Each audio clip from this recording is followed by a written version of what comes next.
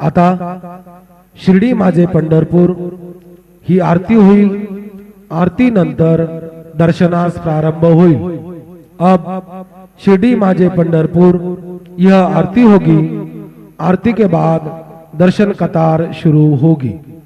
श्री सच्चिदानंद सद्गुरु साईनाथ महाराज की जय। हरि ओम। ध्येय सदा सवितृमंडल मध्यवर्ते नारायण सरसिजासन सन्निविष्टा केयुरवान मकर कुंडलवान किरीटे हारे हिरणमय वभूरघृत शंख चक्रः गुरुर्ब्रह्मा गुरुर्विष्णु गुरुर्देवो महेश्वरा गुरु साक्षात् परब्रह्म तस्मै श्री गुरवे नमः। सद्गुरु साईनाथ देवताभ्यो नमः। सकलोपचारार्थे सकल पूजा परिपूर्णार्थे गंधाक्षत पुष्पाणि समर्पयामि। हतधूपाः वनस्पतिरसोद्भूतो गंधाढ्यो गंध उत्तमः आग्रेयः सर्वदेवानां धूपोऽयं प्रतिगृह्यताम्।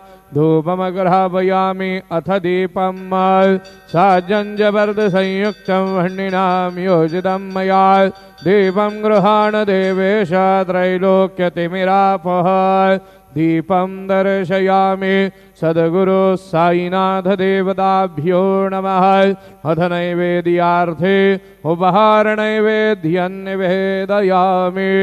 चतुरस्त्रमण्डलं कृत्वा मण्डलोपरि नैवेद्यपात्रं निधाय गायत्री मंत्रेण पात्रान् सम्प्रोक्ष धेनुमुदराम् अमृतीकृत्य ग्रासमुद्रया ॐ प्राणाय स्वाहा ॐ अपानाय स्वाहा ॐ व्यानाय स्वाहा ॐ उदानाय स्वाहा ॐ समानाय स्वाहा ॐ ब्रह्मणे नमः। मध्यपानीयं समर्पयामि। पुनर्नैवेद्यं निवेदयामि।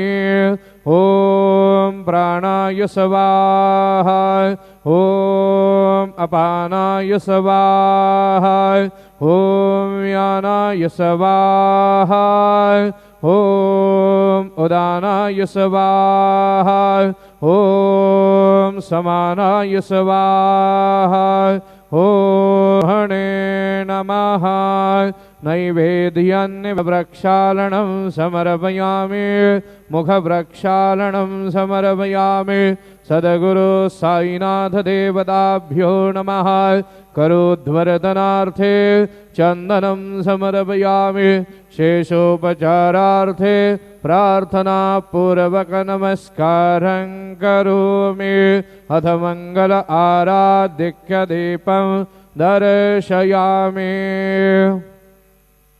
शिर्डी माझे पंढरपूर साई बाबा रमावर बाबा रमावर साई बाबा रमावर शुद्ध भक्ते चंद्रभागा भाव पुंडलिक जागा पुंडलिक जागा भाव पुंडलिक जागा।